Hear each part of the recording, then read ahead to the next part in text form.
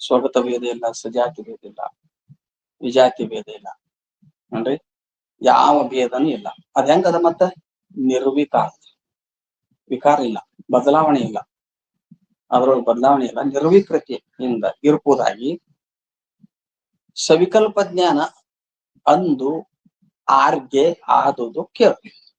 ಹಿಂಗ ಪ್ರಶ್ನೆ ಮಾಡಿದ್ ನಾ ಹೇಳ್ತೇನೆ ಕೇಳ. ಏನಂತ ಹೇಳ್ತಾನ ನೋಡ್ರಿ, ಅವ್ನ ಪ್ರಶ್ನೆ ಏನ್ ಮಾಡ್ತಾನ, ಅವ್ನ ಪ್ರಶ್ನೆ ಏನದ, ಈಗ ಹಗ್ಗದಲ್ಲಿ ಹಾವು ತೋರ್ಯಾರ, ದೃಷ್ಟಾಂತ. ಹಗ್ಗದಲ್ಲಿ ಹಾವು ತೋರ್ಯಾರ. ಹಾವಿಗೆ ಅಧಿಷ್ಠಾನ ಯಾವುದು? ಹಗ್ಗ. ಹೌದಲ್ಲ? ಹಗ್ಗದಲ್ಲಿ ಹಾವು ತೋರ್ಬೇಕಾಗಿತ್ತು ಅಂದ್ರ ಹಾವನ್ನ ನೋಡಾವ ಒಬ್ಬ ದೃಷ್ಟಾ ಪುರುಷ ಬ್ಯಾರೆ ಇರ್ತಾನಲ್ಲ. ಅಲ್ಲಿ ದೃಷ್ಟ ಮತ್ತು ಅಧಿಷ್ಠಾನ ಭಿನ್ನ ಅದಾವಿಲ್ಲ? ದೃಷ್ಟ ಮತ್ತು ಅಧಿಷ್ಠಾನ ಭಿನ್ನ ಅದಾವಿಲ್ಲ? ಮತ್ತೆ ಹಂಗಿರ್ಬೇಕಾಗ್ತತಿ. ಹಗ್ಗದೊಳಗ ಹಾವು ಭ್ರಾಂತಿ ಆಗ್ಬೇಕಾಗಿತ್ತು ಅಂದ್ರೆ ಯಾರು ಇಲ್ಲಿಲ್ಲ ಅಂದ ಆ ಭ್ರಾಂತಿ ಜ್ಞಾನ ಯಾರಿಗೆ ಆಗ್ತತಿ? ಒಬ್ಬ ಪುರುಷ ಬೇಕಲ್ಲ, ಹೌದಿಲ್ಲ? ಒಬ್ಬ ಪುರುಷ ಬೇಕು. ಹಂಗ ಬ್ರಹ್ಮದಲ್ಲಿ ಜಗತ್ ಕಲ್ಪಿತ ಆಗೈತೆ ಅಂದ್ರ ಕಲ್ಪಿತ ಆಗೈತೆ ಅನ್ನುವಂತ ಸವಿಕಲ್ಪ ಜ್ಞಾನ ಯಾರಿಗಾತು? ಯಾರಿಗಾತು? ಬ್ರಹ್ಮನಿಗೆ ಆಗೈತಿ ಅಂದ್ರ ಬ್ರಹ್ಮ ನಿರ್ವಿಕಾರದ ಅಂತ ಹೇಳಕತ್ತೀರಿ. ಇಲ್ರಿ ಬ್ರಹ್ಮನ ಬಿಟ್ಟು ಮತ್ತೊಬ್ಬ ಅಂದಾನ ಅಂತಂದ್ರ ದ್ವೈತಾಪತ್ತಿ ಬರ್ತದೆ. ಹೆಂಗ? ಯಾರಿಗಾತು ಸವಿಕಲ್ಪ ಜ್ಞಾನ? ಹಗ್ಗದೊಳಗ ಹಾವು ತೋರುವಾಗ ಒಬ್ಬ ದೃಷ್ಟಾಪುರುಷ ಒಬ್ಬ ಬೇಕಾಕಾನಿಲ್ಲ, ಅವಂಗ ಜ್ಞಾನ ಆಕತ್ ಸವಿಕಲ್ಪ ಜ್ಞಾನ. ಹಾವಿನ ಜ್ಞಾನ ಸವಿಕಲ್ಪ ಜ್ಞಾನ ಅವಂಗೆ ಆಗ್ತದ. ಮತ್ತ ಇಲ್ಲಿ ಬ್ರಹ್ಮನೇ ಈ ಜಗತ್ತಿ ಕಾರಣ ಬ್ರಹ್ಮದಲ್ಲಿ ಇದು ಕಲ್ಪಿತ ಆಗೈತಿ. ಯಾವುದು? ಜಗತ್. ಹಂಗಾರ ಬ್ರಹ್ಮದಲ್ಲಿ ಈ ಜಗತ್ತು ಕಲ್ಪಿತ ಆಗೈತಿ ಅನ್ನುವಂಥ ಜ್ಞಾನ ಯಾರಿಗೆ ಆಯ್ತು? ಹೇಳ್ರಿ ಅಂತ ನಾವು ಎಂತ ಒಂದ್ ವೇಳೆ ಬ್ರಹ್ಮನಿಗೆ ಆತ್ರಿ ಅಂದ್ರ ಬ್ರಹ್ಮ ನಿರ್ವಿಕಾರದ, ಅವನ್ ಸವಿಕಾರತ್ವ ಹೇಳ್ಬೇಕಾಗ್ತದ ಏನ್ರಿ? ಇಲ್ರಿ ಅವ ಬ್ರಹ್ಮನ್ ಬಿಟ್ಟು ಒಬ್ಬ ದೃಷ್ಟ ಬ್ಯಾರೆ ಅದಾನ ಅಂದ್ರೆ ಎರಡ್ ಆತ್ಮ ಅಂತ ಒಪ್ಬೇಕಾಗ್ತದೆ, ದ್ವೈತಾಪತ್ತಿ ಬರ್ತದ ಅಂತ ಪ್ರಶ್ನೆ ಮಾಡಿದ್ರ ಹೇಳ್ತೇನೆ ಕೇಳ. ಏನ್ರಿ? ಅವ್ರ ಅಂತ ಇನ್ನ ವಿಚಾರ ಸಾಗರದಾಗ ಒಂದು ಪ್ರಶ್ನೆ, ಇದು 4ನೇ ಸಂಧಿಯೊಳಗ ವಿಷಯ ಬರ್ತಾವ ನೋಡ್ರಿ. ಅದೊಂದ್ ನೇಮ ಅದ, ಎಲ್ಲಿ ಭ್ರಾಂತಿಗೆ ಅಧಿಷ್ಠಾನ ಜಡ ಇರ್ತದ ಅಲ್ಲಿ ದ್ರಷ್ಟಾಪುರುಷೋಪಮ ಬ್ಯಾರೆ ಇರ್ಬೇಕಾಗ್ತದೆ. ದ್ರಷ್ಟಾಪುರುಷೋಪಮ ನೋಡವ ಬ್ಯಾರೆ ಇರ್ಬೇಕು. ಹಗ್ಗದಲ್ಲಿ ಹಾವು ತೋರಾಕತ್ತದಲ್ಲ, ಹಾವನ್ನುವಂತ ಭ್ರಾಂತಿ ವಸ್ತುವಿಗೆ ಹಗ್ಗ ಅಧಿಷ್ಠಾನದಲ್ಲ, ಆ ಹಗ್ಗ ಜಡ ಐತಿಲ್ಲ. ಎಲ್ಲಿ ಭ್ರಾಂತಿ ವಸ್ತುವಿಗೆ ಅಧಿಷ್ಠಾನ ಜಡ, ಇದನ್ನ ನೆನಪನ ಇಟ್ಕೊಂಡು ಮೊದಲು. ಎಲ್ಲಿ ಭ್ರಾಂತಿ ವಸ್ತಿಗೆ ಅಧಿಷ್ಠಾನ ಜಡ ಇರ್ತದ ಅಲ್ಲಿ ದ್ರಷ್ಟಾಪುರುಷ ಬ್ಯಾರೆ ಇರ್ತಾನ. ಹಗ್ಗದೊಳಗ ಹಾವಿನ ಭ್ರಾಂತಿ ಆಗಕತ್ತದ, ನೋಡವ ಬ್ಯಾರೆ ಇರ್ತಾನ, ಹೌದಿಲ್ಲ? ಮತ್ತ ಎಲ್ಲಿ ಆ ಅಧಿಷ್ಠಾನ ಚೇತನ ಇರ್ತಾನ, ಆ ಚೇತನೆ ದ್ರಷ್ಟಾನೂ ಆಗಿರ್ತಾನ, ಆ ಚೇತನ ಅಧಿಷ್ಠಾನನೂ ಆಗಿರ್ತಾನ. ಚೇತನ ಏನಾಗಿರ್ತಾನ? ಅಧಿಷ್ಠಾನ. ವಿಚಾರ ಮಾಡಿ ನೋಡಿದ್ರ ಹಗ್ಗ ಹಾವಿಗೆ ಅಧಿಷ್ಠಾನ ಅಲ್ಲ, ಹೌದಿಲ್ಲ? ಯಾಕಂದ್ರ ಜಡಕ್ಕ ಜಡ ಎಂದು ಅಧಿಷ್ಠಾನ ಆಗೋದಿಲ್ಲ, ಅಥವಾ ಕಲ್ಪಿತಕ್ಕ ಕಲ್ಪಿತ ಎಂದು ಅಧಿಷ್ಠಾನ ಆಗೋದಿಲ್ಲ. ಅದು ಹಾವು ಹೆಂಗ್ ಕಲ್ಪಿತವ, ಹಗ್ಗನು ಕಲ್ಪಿತವ. ಯಾಕಂದ್ರ ಮುಂದ ಸೃಷ್ಟಿವಾದಕ್ ಹೋದ್ರ ವ್ಯಾವಹಾರಿಕ ಹೋಗಿ ಎಲ್ಲಿ ನಿಂತವ? ಪ್ರಾತಿಭಾಷೆಕ್ ನಿಂತವ, ಹೌದಲ್? ಅದಕ್ಕ ಇಲ್ಲಿ ಈಗ ನೀವೊಂದ್ ದೃಷ್ಟಾಂತ ಕೊಡ್ತೇವೆ ನೋಡು ಅಂತ ಸ್ವಪ್ನ ದೃಷ್ಟಾಂತ ಕೊಡ್ತಾರ. ಸ್ವಪ್ನ ದೃಷ್ಟಾಂತ ಅದನ್ನ ಕೊಡ್ತಾರ. ಅದಕ್ಕ ಅವ್ ಪ್ರಶ್ನೆ ಮಾಡಿದ್ದಕ್ಕ ಸ್ವಪ್ನ ದೃಷ್ಟ ಒಬ್ಬ ಎತ್ತಿಗೆ ಸ್ವಪ್ನ ಬಿದ್ದಿರ್ತದಲ್ಲ, ಆ ಸ್ವಪ್ನ ದೃಷ್ಟಾಂತ ಕೊಡ್ತೇವೆ. ಅಂದ್ಮೇಲೆ ಅವ ಪ್ರಶ್ನೆ ಮಾಡಿದ, ಒಂದ್ ವೇಳೆ ಬ್ರಹ್ಮ ದೃಷ್ಟ ಅದಾನ, ಅಧಿಷ್ಠಾನನೂ ಅದಾನ, ದೃಷ್ಟಾನು ಅದಾನ ಅಂತಂದ್ರ ದೃಷ್ಟತ್ವ ಹೇಳಿದ್ರ ಬ್ರಹ್ಮನಿಗೆ ಅವ ನಿರ್ವಿಕಾರ ಹೇಳಬೇಡ್ರಿ, ಸವಿಕಾರತ್ವ ಹೇಳ್ರಿ. ವಿಕಾರ ಉಳದ ಅಂದ್ರ ಬ್ರಹ್ಮ ಅನಿತ್ಯ ಅಂತ ಹೇಳ್ರಿ. ಮತ್ತ ಒಂದ್ ವೇಳೆ ಅಧಿಷ್ಠಾನ ರೂಪ ಬ್ರಹ್ಮನ್ ಬಿಟ್ಟು ಮತ್ತೊಬ್ಬ ದೃಷ್ಟ ಅದಾನ ಅಂತಂದ್ರ ದ್ವೈತಾಪತ್ತಿ ಬರ್ತೈತಿ ಅಲ್ರಿ. ಅಂದ್ರೆ ನೀವು ಶ್ರುತಿಗೆ ವಿರೋಧ ಆಗ್ತತ್ತಲ್ಲ ಅಂತ ಪ್ರಶ್ನೆ ಮಾಡಿದ್ರ ಅದಕ್ಕೆ ಹೇಳ್ತಾರೆ, ಯತಿಗೆ ಕನಸಿ ನೋಡೋರ್ಮೆ ಸತಿಪತಿಗಳು ಎನಿಸಿ ತದ್ರತಿಕಾಂಕ್ಷೆ ತೋರಲ್ ಅವನಿಗೆ ಆ ಮೋಹದ ಉಪಹತಿ ಇಲ್ಲದಂತೆ ನಿಜದಲ್ಲಿ. ಒಂದ್ ದೃಷ್ಟಾಂತ, ಸ್ವಪ್ನ ದೃಷ್ಟಾಂತ ಕೊಟ್ಟು ಹೇಳ್ತಾರ. ಅಂದ್ರೆ ಒಬ್ಬ ಯೋಗಿಗೆ, ಯತಿ ಅಂದ್ರೆ ಒಬ್ಬ ಮುಮುಕ್ಷು ಅವನಿಗೆ ಏನೋ ಒಂದು ಕನಸು ಬಿತ್ತು. ಸಂಚಾರ ಮಾಡುವಾಗ ಅವನಿಗೇನೋ ಕನಸು ಬಿತ್ತು. ಕನಸು ಬಿದ್ದಾಗ ಅವನೇನೋ ಒಂದು ವ್ಯಾವಹಾರಿಕವಾಗಿ ಒಂದೇನೋ ಒಂದು ಕನ್ಯೆಯನ್ನ ಮದುವೆ ಮಾಡ್ಕೊಂಡ. ಕನ್ಯೆಯನ್ನು ಮದುವೆ ಮಾಡ್ಕೊಂಡ ಅವ್ರ ಜೊತೆ ಇದ್ಕೊಂಡು ಸಂಸಾರದಲ್ಲಿ ಬೆರ್ತ ಅವಾಗ ಯತಿಗೆ ಕನಸಿ ನೋಡುವೊಮ್ಮೆ ಸತಿಪತಿಗಳೆನಿಸಿ ಕನಸು ಬಿತ್ತು. ಕನಸಿನ್ಯಾಗ ಸತಿನೂ ಅವನಾಗ್ಯಾನ, ಪತಿನೂ ಅವನಾಗ್ಯಾನ. ಅದಿಲ್ಲ, ಕನಸಿನ್ಯಾಗ ಎಲ್ಲಾ ಪದಾರ್ಥಗಳು ಯಾವ್ದ್ರ ಸ್ವರೂಪ ಅದಾವಪ್ಪ? ಅಧಿಷ್ಠಾನ ಸ್ವರೂಪ ಅದ. ಅವಿದ್ಯದ ಪರಿಣಾಮ ಚೇತನದ ವಿವರ್ತ ಅದ. ಹೌದಿಲ್ಲ? ಅಲ್ಲಿ ಬ್ಯಾರೆ ವಸ್ತುಗಳದಾವೇನು? ನ ತತ್ ರಥ ನ ರಥ ಯೋಗ ನ ಪಂಥಾನೋ ಭವಂತಿ ಅಥ ರಥಾನ್ ರಥ ಯೋಗಾನ್ ಪಂಥಃ ಸರ್ವತೆ. ಸುರ್ತಿನ ಹೇಳ್ತದ. ಅಲ್ಲಿ ವಸ್ತುಗಳು ಇಲ್ಲ, ಅವು ಕಲ್ಪಿತವಾಗಿ ತೋರಾಕತ್ತಾವ, ಏನ್ರಿ ಪ್ರಕಟವಾಗಿ ತೋರಾಕತ್ತಾವ. ಅದಕ್ಕ ಅಂತ ಒಬ್ಬ ಯತಿ ಕನಸು ಬಿತ್ತು.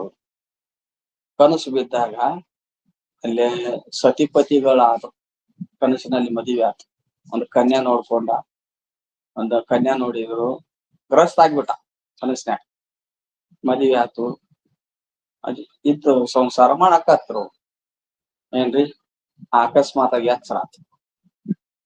ಏನ್ರಿ ಎಚ್ಚರ ಆದಗಳೇ ಅವನ್ಗೆ ಏನೋ ದಿಗ್ಭ್ರಮೆ ಆದಂಗ ಆತು. ದಿಗ್ಭ್ರಮೆ. ಯಾವನೋ ಒಬ್ಬ ಕನಸು ಬಿದ್ದಿತ್ತಂತ ಯತಿ ಅಂದ್ರೆ ಅವನ ಯೋಗಿ, ಸಂಚಾರ ಮಾಡೋ ಪುರುಷ. ಗುರುಗಳು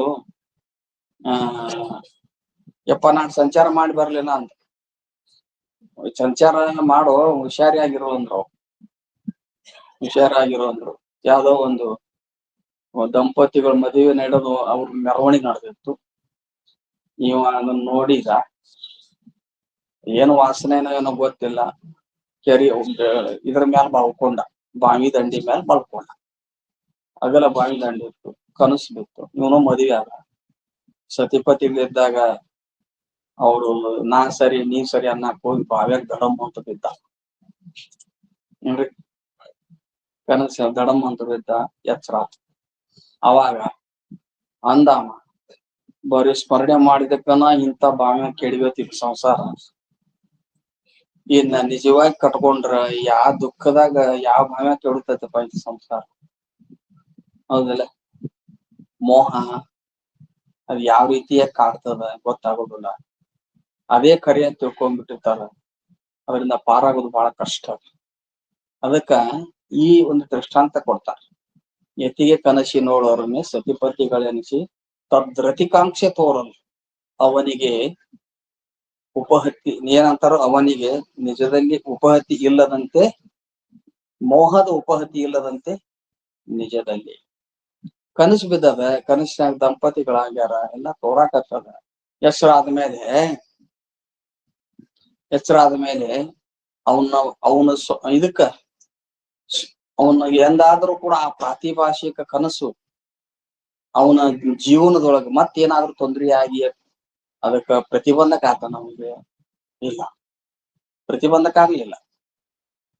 ಮತ್ತ ಆ ಕನಸು ಬಿದ್ದಿತ್ತಲ್ಲ, ಆ ಕನಸಿಗೆ ಅಧಿಷ್ಠಾನವಾದ ಇವನೇ ಸಾಕ್ಷಿ, ಇವನೇ ಅದನಲ್ಲ, ಸಾಕ್ಷಿ ಇವನೇ ಅದನ. ಕನಸಿಗೆ ಸಾಕ್ಷಿ ದೃಷ್ಟ ಯಾರ? ಕನಸಿನ ಪದಾರ್ಥ ಆದವ ಯಾರು? ಕನಸಿನಾಗ ದೃಷ್ಟ ಆದವ ಯಾರು? ಕನಸಿಗೆ ಅದೇ ದೃಷ್ಟ ಆದವನು, ಕನಸು ನೋಡವನು ಅವನೇ, ಕನಸಿಗೆ ಅಧಿಷ್ಠಾನನು ಅವನೇ. ಹೌದಲ್ಲ? ಹಂಗ ಬ್ರಹ್ಮ ಜಗತ್ತಿಗೆ ಅಧಿಷ್ಠಾನನು ಅದ, ಜಗತ್ತಿನ ದೃಷ್ಟಾನು ಅದ.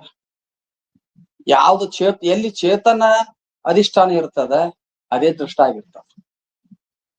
ಅದಕ್ಕ ಹಗ್ಗದಲ್ಲಿ ತೋರುವ ಹಾವಿಗೆ ಹಗ್ಗ ಅಧಿಷ್ಠಾನ ಅಲ್ಲ, ಹಗ್ಗದ ಉಪಹಿತ ಚೇತನವೂ ಅಧಿಷ್ಠಾನ ಅಲ್ಲ, ವೃತ್ತಿ ಉಪಹಿತ ಚೇತನ ಅಂತ ಹಿಂದೆ ಬಂದು ಹೋಗ್ಯಾರ. ವೃತ್ತಿ ಉಪಹಿತ ಚೇತನ ಅಧಿಷ್ಠಾನ ಅದ. ಅಲ್ಲಿ ಆದ್ರೂ ವಿಷಮ ಸತ್ತ ಅದ ಏನ್ರಿ? ವಿಷಮ ಸತ್ತ ಅಂದ್ರೇನು? ಅಲ್ಲಿ ಆದ್ರೂ ಚೇತನವೇ ಅಧಿಷ್ಠಾನ ಆಗ್ಯದ. ಹಗ್ಗದಲ್ಲಿ ಹಾವು ತೋರ್ಬೇಕಾಗಿದ್ರು ಕೂಡ ಚೇತನವೇ ಅಧಿಷ್ಠಾನ ಆಗ್ಯದ. ಚೇತನವೇ ಅಧಿಷ್ಠಾನ ಆಗ್ಯದ, ಚೇತನವೇ ದೃಷ್ಟ ಆಗ್ಯಾನ. ನೋಡಾವ್ ಯಾರು? ಹಗ್ಗದಲ್ಲಿ ಹಾವ ಆಗಿದ್ದ ಪ್ರತೀತಿ ಆಗಿದ್ದ ಉತ್ಪತ್ತಿಯಾಗಿ ನೋಡಿದ್ ನೋಡಾವ್ ಯಾರು? ದ್ರಷ್ಟಾಪುರುಷ ಚೇತನ. ಹೌದ್ರ? ಮತ್ತ ಹಗ್ಗದಲ್ಲಿ ತೋರುವ ಹಾವಿಗೆ ಅಧಿಷ್ಠಾನ ಯಾರು? ವೃತ್ತಿ ಉಪಹಿತ ಚೇತನವೇ ಅಲ್ಲ, ಚೇತನವೇ ಅಧಿಷ್ಠಾನ, ಚೇತನವೇ ದ್ರಷ್ಟ. ಹೌದಿಲ್ಲ? ಹಂಗ ಇವೇನ್ ಪ್ರಶ್ನೆ ಮಾಡಿದ್ನಲ್ಲ, ಎರಡು ಚೇತನ ಇಲ್ರಿ, ಒಂದ್ ಚೇತನ ಅದ, ಅದು ನಿರ್ವಿಕಾರ ಅಂತ ಹೇಳಾಕತ್ತೀರಿ. ಮತ್ ಬ್ರಹ್ಮದಲ್ಲಿ ಜಗತ್ ಕಲ್ಪಿತ ಆದ್ರ ಅದ ಅಧಿಷ್ಠಾನ ಅವನ ಅದ, ಮತ್ ಕಲ್ಪಿತ ಅದ ನೋಡಾವ್ ಯಾರ ಅಂತ ಪ್ರಶ್ನೆ ಮಾಡಿದ್ದ. ನೋಡಾವ್ನು ಅವನ ಅವನ, ಅಧಿಷ್ಠಾನ ಅವನ, ನೋಡಾವ್ನು ಅವನ, ಅಧಿಷ್ಠಾನ ಅವನ ಅದಾನ. ಅದಕ್ಕೆ ಯಾವ ಏನಪ್ಪಾ ಅಂತಂದ್ರ ಭೇದ ಇಲ್ಲ ಅಂತ ಹೇಳಿದ. ಮುಂದೇನ್ ಹೇಳ್ತಾರ? ಅರಿಯುವುದು ಅರಿವಿಸಿಕೊಂಬುದು ಅರಿವ ಕರಣಂ ಮಿಥ್ಯೆ, ಅರಿವು ಇಂತು ಏಕ ಕಾಲದೋಳ್ ತೋರೆ, ನಿಜದ ಅರಿವಿಗೆ ಭ್ರಾಂತಿ ಅಣುವಿಲ್ಲ. ಅಂದ್ರೆ ಏನಂತಾರ ಅವರು? ಅರಿಯುವುದು ಅರಿವಿಸಿಕೊಂಬುದು, ಅರಿಯುವುದು ಅರಿವಿಸಿಕೊಂಬ ಅರಿವ ಕರಣಂ ಮಿಥ್ಯ, ಅರಿವಿಂತಿ ವೇಗ ಕಾಲದೋಳ್ ತೋರೆ, ನಿಜದ ಅರಿವಿಗೆ ಭ್ರಾಂತಿ ಅಣುವಿಲ್ಲ. ಅರಿಯುವುದು ಅಂದ್ರ ಏನು? ಜ್ಞಾತೃ. ಅರಿವಿಸಿಕೊಂಬುದು ಅಂದ್ರ ಜ್ಞೇಯ. ಅರಿವ ಕರಣ ಅಂದ್ರ ಜ್ಞಾನ. ಜ್ಞಾತೃ, ಜ್ಞಾನ, ಜ್ಞೇಯ ಇವು ಯಾವ ತ್ರಿಪುಟಿ ಅಂತಾರ. ಇವೇನಂತಾರ? ಇವಕ್ಕ ತ್ರಿಪುಟಿ ಅಂತ. ಅಂತಃಕರಣ ಉಪಾಧಿಯಾಗಿ ಬಂದಾಗ ಈ ತ್ರಿಪುಟಿಗಳು ಉತ್ಪತ್ತಿ ಆಗ್ತಾವ ನೋಡ್ರಿ. ಆ ತ್ರಿಪುಟಿಗಳು ಏಕಕಾಲದಲ್ಲಿ ಉತ್ಪತ್ತಿ ಆಗ್ತಾವ. ಅಂದ್ರೆ ತ್ರಿಪುಟಿಗಳು ಏಕಕಾಲದಲ್ಲಿ ಉತ್ಪತ್ತಿ ಆಗ್ತಾವ. ಸೃಷ್ಟಿವಾದದಿಂದ ಏನ್ ಅರಿಯುವುದು ಅರಿವಿಸಿಕೊಂಬುದು ಅರಿವ ಕರಣಂ, ಇವು ತ್ರಿಪುಟಿಗಳು ತೋರಾಕತ್ತಾವಲ್ಲ, ಇದು ತ್ರಿಪುಟಿಗಳು ಒಂದು ಪ್ರಪಂಚ. ತ್ರಿಪುಟಿ ರೂಪ ಪ್ರಪಂಚ ಎಲ್ಲಿ ತೋರಾಕತ್ತವಂದ್ರ ಸಾಕ್ಷಿ ಆಶ್ರಯದಲ್ಲಿ ಇವು ಉಪಾಧಿ ಮೂಲಕವಾಗಿ ಜ್ಞಾತೃ, ಜ್ಞಾನ, ಜ್ಞೇಯ ತೋರಾಕತ್ತಾವ. ಹೌದಲ್ಲ? ಇವು ಮಿಥ್ಯ ಅದಾವ. ಮಿಥ್ಯ ಅದಾವ ಅಂದ್ರೆ ಕಲ್ಪಿತ ಅದಾವ. ಏನ್ರಿ? ಅರಿವಿಂತಿ ವೇಕ ಕಾಲದೋಳ ತೋರೆ. ಏನ್ರಿ? ಇವು ಏನದಲ್ಲ, ಈ ತ್ರಿಪುಟಿಗಳು ಏಕಕಾಲದಲ್ಲಿ ಒಂದೇ ಸಮಯದಲ್ಲಿ ತೋರೆ, ಒಂದೇ ಸಮಯದಲ್ಲಿ ತೋರುತ್ತಾವ. ಸೃಷ್ಟಿವಾದದಿಂದ ಒಂದೇ ಸಮಯದಲ್ಲಿ ತೋರ್ತಾವ. ಸೃಷ್ಟಿ ದೃಷ್ಟಿವಾದದಲ್ಲಿ ಸ್ವಲ್ಪ ಹೆಚ್ಚು ಕಡಿಮೆ ಹೇಳ್ತಾರ. ಅಂದ್ರೇನ ಹೆಚ್ಚು ಕಡಿಮೆ ಹೇಳ್ತಾರ ಅಂದ್ರ? ಮತ್ತೆ ಇದ್ರಾಗ ಹೆಚ್ಚು ಕಡಿಮೆ ಅಂದ್ರೆ ಎಲ್ಲ ಸೃಷ್ಟಿ ದೃಷ್ಟಿವಾದವನ್ನ ಯಾರಿಗ್ ಹೇಳ್ತಾರಂದ್ರ ಕನಿಷ್ಠ ಅಧಿಕಾರಿಗೆ ಹೇಳ್ತಾರ, ವ್ಯವಹಾರಿಕ ಸತ್ವವನ್ನು ಸೇರಿಸ್ತಾರ. ಅಲ್ಲಿ ಜ್ಞಾತೃ ಮೊದಲು ಇರ್ತಾನ, ಆಮೇಲೆ ಒಂದ್ ಜ್ಞೇಯ ವಸ್ತುನು ಬೇರೆ ಒಂದಿರ್ತದ. ಅವಾಗ ಆ ಜ್ಞಾತೃವಿಗೆ ಜ್ಞೇಯ ವಸ್ತುವಿನ ಜೊತೆ ಅವರ ವೃತ್ತಿ ಸಂಯೋಗ ಆದಾಗ ಅಲ್ಲಿ ಜ್ಞಾನ ಉತ್ಪತ್ತಿ ಆಗ್ತದೆ. ಹೌದು, ಉತ್ಪತ್ತಿ ಆಗ್ತದೆ. ಆದರೆ ಸೃಷ್ಟಿವಾದದೊಳಗ ಒಂದು ಸಾಕ್ಷಿ ಚೇತನ ಐತಿ. ಸಾಕ್ಷಿ ಚೇತನದ ಆಶ್ರಯದಲ್ಲಿ ಒಂದು ಅವಿದ್ಯಾ ವೃತ್ತಾತ್ಮಕವಾದ ದೃಷ್ಟಿ ಅದ. ದೃಷ್ಟಿ ಸಮಕಾಲದಲ್ಲಿ ಸೃಷ್ಟಿ ಇರ್ತದೆ. ಅದಕ್ಕೆ ಸೃಷ್ಟಿವಾದದೊಳಗ ತ್ರಿಪುಟಿ ಏಕಕಾಲದಲ್ಲಿ ಉತ್ಪತ್ತಿ ಆಗಿರ್ತಾವ. ತ್ರಿಪುಟಿಗಳು ಏಕಾಲದಲ್ಲಿ ಉತ್ಪತ್ತಿ ಆಗಿರ್ತಾವ. ಈ ತ್ರಿಪುಟಿಗಳು ಒಂದಿಲ್ಲ ಅಂದ್ರೆ ವ್ಯವಹಾರ ನಡೆಯಾಗಿಲ್ಲ. ಮೂರು ಗುಂಪು ಅಂತಾರೆ ಇದಕ್ಕೆ. ಏನ್ರಿ? ಅದಕ್ಕೆ ಅದ ಅರಿಯುವುದು ಅರಿವಿಸಿಕೊಂಬುದು ಅರಿವ ಕರಣಂ. ಇವು ತ್ರಿಪುಟಿ ಜ್ಞಾತೃ, ಜ್ಞಾನ, ಜ್ಞೇಯ ಇವೆಲ್ಲ ಏನದಾವು? ಮಿಥ್ಯ ಅದಾವಿಲ್ಲ. ಅಂದ್ರ ಇವು ಸಾಕ್ಷಿ ಸ್ವರೂಪ ಅಲ್ಲ. ಅಂದ್ರೆ ನಾವು ಅಂತಃಕರಣ ವಿಶಿಷ್ಟ ಚೈತನ್ಯ. ಏನ್ರಿ? ಅಂತಃಕರಣ ಏನು? ಅಂತಃಕರಣ ಏನೈತಲ್ಲ, ಅಂತಃಕರಣ ತ್ರಿಪುಟಿ ಜ್ಞಾನ ಇವು ಅಂತಃಕರಣ ಏನೈತಲ್ಲ, ಅಂತಃಕರಣದಲ್ಲಿ ಪ್ರತಿಫಲಿಸಿದ ಅನ್ರಿ ಅಥವಾ ಅಂತಃಕರಣ ವಿಶಿಷ್ಟ ಚೈತನ್ಯರ ಅನ್ರಿ. ಇದಕ್ಕ ಪ್ರಮಾತೃ ಅಥವಾ ಜ್ಞಾತೃ ಅಂತ. ವೃತ್ತಿ ಅವಚ್ಛಿನ್ನ ಚೇತನಕ್ಕೆ ಜ್ಞಾನ ಅಂತ, ವಿಷಯ ಅವಚ್ಛಿನ್ನ ಚೇತನಕ್ಕೆ ಜ್ಞೇಯ ಅಂತ. ವಿಷಯ ನಿಜವಾಗಿ ವಿಚಾರ ಮಾಡಿದ್ರೆ ವಸ್ತುಗಳ ಜ್ಞೇಯ ಅಲ್ಲ, ಆ ವಸ್ತುವಿನ ಹವನಾಗಿರುವ ಚೇತನಕ್ಕೆ ಜ್ಞೇಯ ಅಂತ. ಅಂದ್ರ ಅಂತಃಕರಣ ವಿಶಿಷ್ಟ ಚೇತನ, ಅಂತಃಕರಣ ವೃತ್ತಿ ವಿಶಿಷ್ಟ ಚೇತನ, ಆಮೇಲೆ ವಿಷಯಾವಚ್ಛಿನ್ನ ಚೇತನ, ಏನಲ್ಲ ಈ ತ್ರಿಪುಟಿ, ಇವು ಮೂರು ಅದ. ಅವಾಗ ಈ ರೀತಿಯಾಗಿ ತೋರಿದ್ರು ಕೂಡ ಈ ತ್ರಿಪುಟಿ ಪಾರಮಾರ್ಥಿಕ ಬ್ರಹ್ಮದಲ್ಲಿ ಒಂದು ಪ್ರಾತಿಭಾಷಿಕವಾದಂತ ತ್ರಿಪುಟಿ, ಪ್ರಾತಿಭಾಷಿಕವಾದ ತ್ರಿಪುಟಿ ಏಕಕಾಲದಲ್ಲಿ ತೋರ್ತಾವ. ಈಗ ಆ ಸಾಕ್ಷಿ ಅಧಿಷ್ಠಾನದೊಳಗ ಸ್ವಪ್ನ ಪ್ರಪಂಚ ಬಿದ್ದಿತ್ತು ಅಂದ್ರ ಸ್ವಪ್ನದೊಳಗ ಒಬ್ಬ ಪುರುಷ ನೀನೇ ಆಗಿರ್ತಿ, ಬೇರೆ ನಿನ್ನೊಳಗ್ ಸ್ವಪ್ನ ಬಿದ್ದದ, ಸ್ವಪ್ನ ನಿನ್ನೊಳಗಿದ್ರು ಕೂಡ ಸ್ವಪ್ನದಲ್ಲಿ ನೀ ಇದ್ದಂಗ ಅನ್ಸೈತಿ. ಅಲ್ಲೇ ಒಬ್ಬ ಪುರುಷ ನೀ ಆಗಿದ್ದಿ.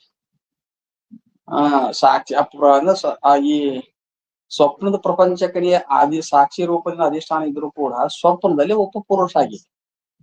ನೀನ ಒಂದು ಗಡಿಗೆ ನೋಡಾಕತ್ತಿ, ನೀ ಅಲ್ಲಿ ಸ್ವಪ್ನದಾಗ ಒಬ್ಬ ಪುರುಷ ಆಗಿ ಏನ್ ನೋಡಾಕತ್ತಿಯಲ್ಲ, ನೀ ಪ್ರಮಾತೃ. ನೀನ ಏನ್ ನೋಡಾಕತ್ತಿಯಲ್ಲ ನೇತ್ರ ವೃತ್ತಿಯಿಂದ, ಅಂತಃಕರಣ ವೃತ್ತಿ ನೇತ್ರ ಮೂಲಕ ಹೊರಗೆ ನೋಡಾಕತ್ತ ಹೋಗೈತಲ್ಲ, ಅದೇನದು? ಅದು ಪ್ರಮಾಣ ಅದ ಅಥವಾ ಜ್ಞಾನ ಅದ. ನೋಡಿಸಿಕೊಳ್ಳುವಂತ ಘಟ ಏನೈತಲ್ಲ, ಅದು ಏನದು? ಜ್ಞೇಯ.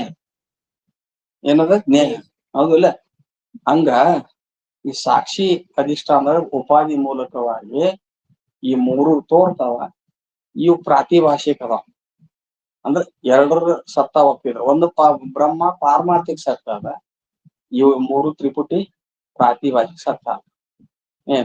ಹಿಂಗ ಪ್ರಾತಿಭಾಷಿಕ ಸತ್ತದಿಂದ ಇರುವಂತ ಈ ತ್ರಿಪುಟಿಗಳು ಏನ್ ಇವು ಎಂದರ ಬ್ರಹ್ಮನನ್ನ ಅಧಿಷ್ಠಾನ ರೂಪ ಬ್ರಹ್ಮಕ್ಕೆ ವಿಕಾರವನ್ನು ಉಂಟು ಮಾಡ್ತಾನೆ, ವಿಕಾರಿಯನ್ನು ಬದಲಾವಣೆ ಮಾಡ್ತಾವ, ಪರಿಣಾಮ ಮಾಡ್ತಾವ. ಅದಕ್ಕೆ ಅರಿಯುವುದು, ಅರಿವಿಸಿಕೊಂಬುದು, ಅರಿವ ಕರ್ಣ ಮಿಥ್ಯ, ಅರಿವು ಇಂತು ಏಕವೇ ಕಾಲದೊಳು ತೋರಿ. ಹಿಂಗ ಈ ತ್ರಿಪುಟಿಗಳು ಏಕಕಾಲದಲ್ಲಿ ತೋರಿದ್ರು ನಿಜದ ಅರಿವಿಗೆ ಭ್ರಾಂತಿ ಅಣುವಿಲ್ಲ. ನಿಜದ ಅರಿವು ಅಂದ್ರೆ ಸಾಕ್ಷಿ ಪ್ರತ್ಯೇಗಾತ್ಮ. ಅದಕ್ಕೇನಾರ ಸಂಬಂಧ ಐತೇನು? ಅದಕ್ಕೆಂದ್ರ ವಿಕಾರತ್ವ ಬಂದೈತೇನು? ಏನ್ರಿ? ಒಂದ್ ವೇಳೆ ನಿನಗ ಅಕಸ್ಮಾತ್ ಕನಸಿನ್ಯಾಗ ನರಿ ಕಚ್ಚಿತ್ತು ಅಂದ್ರ ಗಾಯ ಆಗಿರ್ತದ ಕನಸಿನ್ಯಾಗ, ಆದ್ರ ಮುಂಜಾನೆ ಎದ್ದ ತಕ್ಷಣ ಅದ್ರ ಏನ್ ಗಾಯ ಪಾಯ ನೋವು ಇರ್ತೈತಿ? ಏನ ಸಂಬಂಧ ಇರ್ತೈತಿ? ಇಲ್ಲ.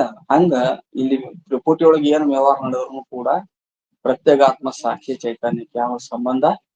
ಆ ಸಂಬಂಧ ಇಲ್ಲವಿಲ್ಲ. ಅದು ಅಸಂಗವಾಗ್ಯದ, ಇವು ಕಲ್ಪಿತ ಆಗ್ಯದ. ಕಲ್ಪಿತ ಇದ್ದು ಬಾಧ ಸಮಾನಾಧಿಕರಣದಿಂದ ಏನಾಗಿರ್ತದ? ಅಧಿಷ್ಠಾನ ರೂಪವೇ ಆಗಿರ್ತದ. ಹಿಂಗ ಈ ರೀತಿ ಹೇಳಿದ್ರು. ಅದಕ್ಕ ನೀನ್ ಅರಿಯುವುದು ಜ್ಞಾತೃ ಜ್ಞಾನ ವಿಜ್ಞೇಯ ಸುವಿಹೀನಸ್ತದೇತ. ಅಂದ್ರ ಸುವಿಹೀನ ತತ್ ಏತತ್ ಓಂ ಇತಿ ಎನ್ನುತ್ತೆ ವೇದ ತಾನೊರೆವುತ್ತಿರುತ್ತಕತದಿಂದೆ. ಅಲ್ಲ, ಆ ತ್ರಿಪುಟಿಗಳನ್ನ ಯಾಕೆ ನಾವು ಮಿಥ್ಯ ಅನ್ನಕತ್ತೇವೆ ಅಂದ್ರ ಅನುಭವನ್ನ ಹೇಳ್ತಾರ ಮತ್ತು ಶ್ರುತಿನೂ ಹೇಳ್ತಾರ. ನೀನ್ ಅರಿಯುವುದು ಶ್ರುತಿ ಹಿಂಗ ಹೇಳ್ತದ. ಏನಂತ? ನೀನ್ ಅರಿಯುವುದು ಜ್ಞಾತೃ ಜ್ಞಾನ ವಿಜ್ಞೇಯ. ಅಂದ್ರೆ ಜ್ಞಾತೃ ಜ್ಞಾನ ಮತ್ತು ಜ್ಞೇಯ ಅನ್ನುವಂಥವೇನದಾವಲ್ಲಿ ತ್ರಿಪುಟಿಗಳು ಮಿಥ್ಯ ಅಂತ ಶ್ರುತಿ ಹೇಳ್ತದ. ಏನಂತ ಹೇಳ್ತದ? ಸುವಿಹೀನ. ವಿಹೀನ ಅಂದ್ರ ಆತ್ಮ ಸ್ವರೂಪದಲ್ಲಿ ಇಲ್ಲವೇ ಇಲ್ಲ.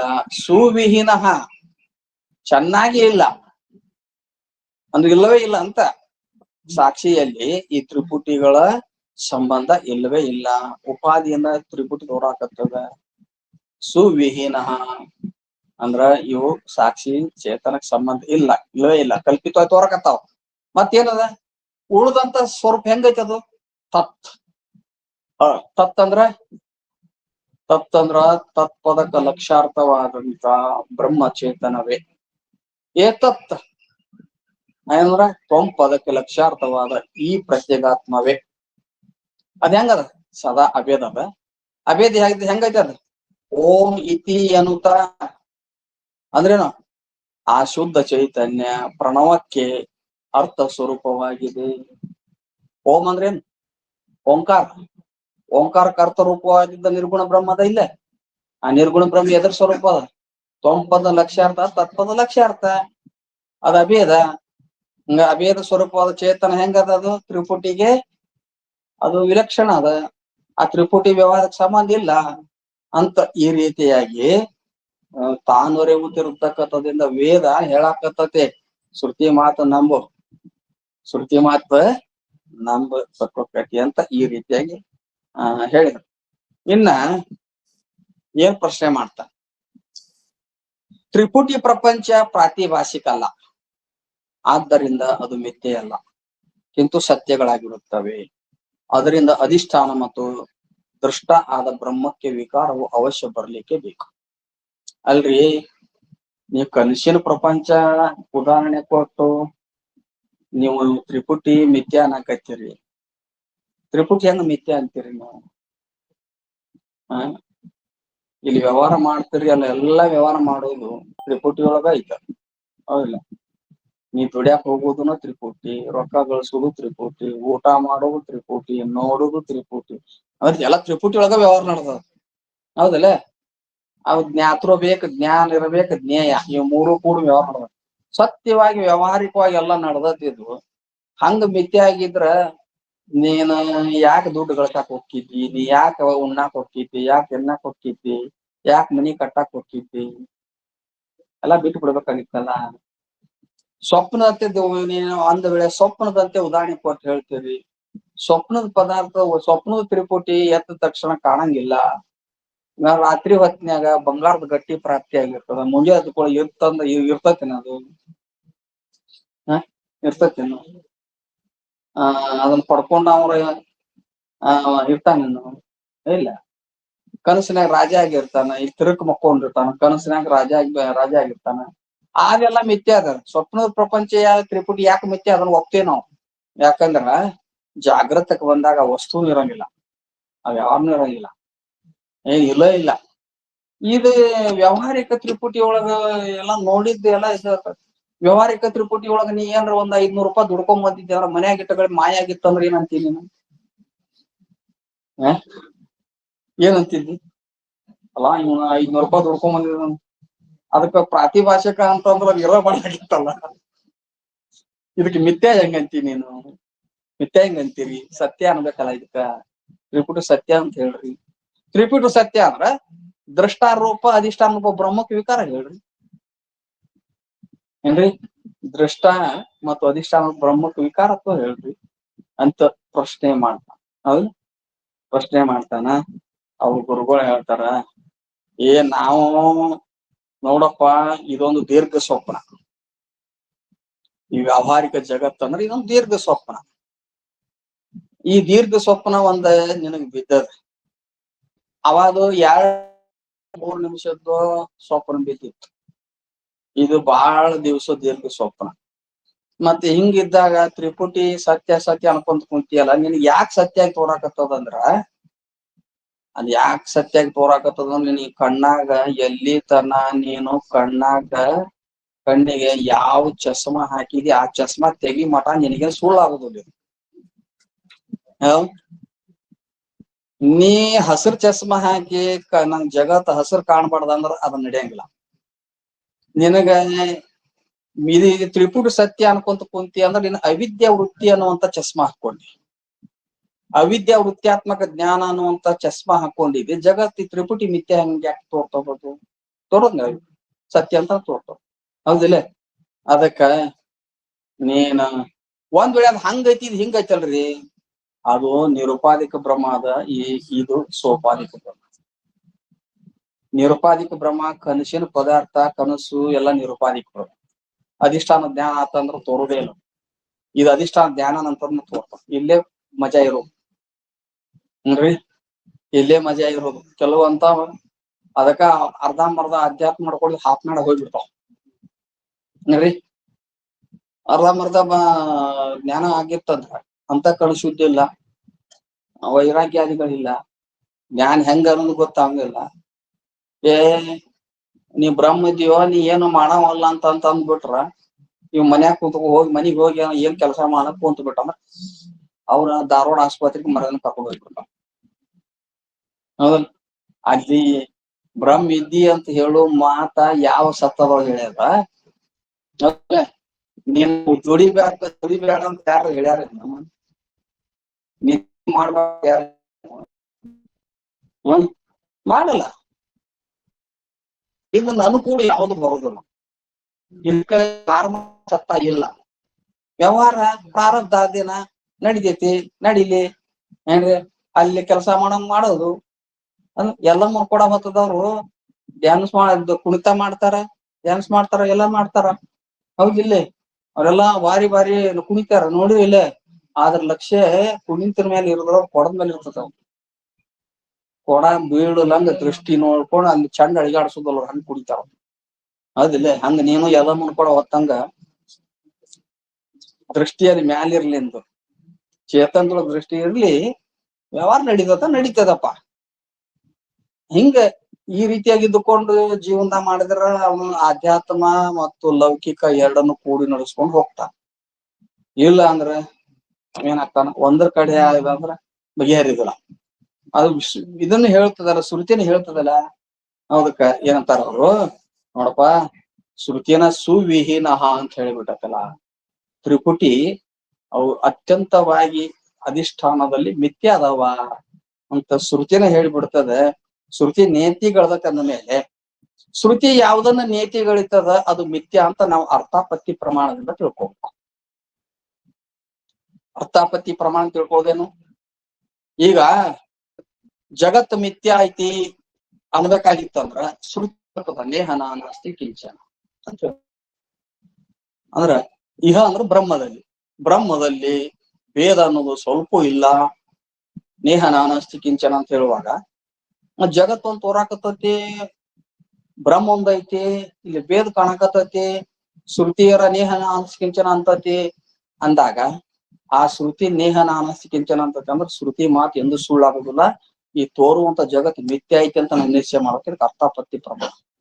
ಹಂಗ ಸುವಿಹೀನ ಅಂತೇಳಿ ಹೇಳ್ತಾರ. ಅಂದ್ಮೇಲೆ ಸುವಿಹೀನ ಅಂತ ಹೇಳುವಾಗ ಅದು ತ್ರಿಪುಟಿ ಮಿಥ್ಯ ಅಂತ ಹೇಳುವಾಗ ಇದು ತ್ರಿಪುಟಿಗಳು ವಿಹೀನ ಸುವಿಹೀನ ಅಂತ ಶ್ರುತಿ ಹೇಳುವಾಗ ತ್ರಿಪುಟಿ ಮಿಥ್ಯ ಅದಂತ ನಾವು ಕಲ್ಪನಾ ಮಾಡಿ ತಿಳ್ಕೋಬೇಕು. ಇದಕ್ಕೆ ಅರ್ಥಾಪತ್ತಿ ಪ್ರಮಾಣ ಅಂತ ಕರೀತಾರ ಅಂತ ಹೇಳಿ. ಹಿಂಗ ಮತ್ತೆ ಶಿಷ್ಯ ಅಂತ ತಾವು ತ್ರಿಪುಟಿ ಪ್ರಪಂಚ ಮಿಥ್ಯ ಅಥವಾ ಪುಷ್ಯ ಅಂತ ಹೇಳಿದ್ರ ನಮ್ಮ ಅನುಭವದಿಂದ ವಿಚಾರ ಮಾಡಿ ನೋಡಿದ್ರ ಅನೇಕ ದಿವಸಗಳಿಂದ ಇದು ಸತ್ಯವಾಗಿದ್ದಂತನೇ ಐತಿ. ಹಿಂಗ ಸರ್ವಾನುಭವದಿಂದ ಅನಾದಿ ಸಿದ್ಧವಾದ ಪ್ರಪಂಚಕ್ಕ ಶ್ರುತಿ ಪ್ರಮಾಣದಿಂದ ಪ್ರತೀತಿ ಮಾತ್ರ ಸುಳ್ಳು ಅಂತ ಹೇಳ್ತೀರಿ ಅಲ್ ನೀವು. ಅಲ್ರಿ, ನೀವು ಈ ತ್ರಿಪುಟಿ ರೂಪ ಪ್ರಪಂಚ, ಈ ಜಗತ್ತು ಅನ್ನುವಂತದ್ದು ಸುಳ್ಳ ಮಿಥ್ಯಾದ, ಇದನ್ನ ನೋಡೋ ಕಾಲದಾಗ ಮಾತ್ರ ಇರ್ತದ, ನೋಡ್ಲಂತ ಕಾಲದಾಗ ಇರಂಗಿಲ್ಲ. ಹಗ್ಗದಲ್ಲಿ ಹಾವು ತೋರ್ತತಲ್ಲ, ಹಾವನ್ನ ಜ್ಞಾನ ಇದ್ದಾಗ ಹಾವು ತೋರ್ತತ. ಹಾವಿನ ಜ್ಞಾನ ಇಲ್ಲ ಹಾವು ತೋರಂಗಿಲ್ಲ.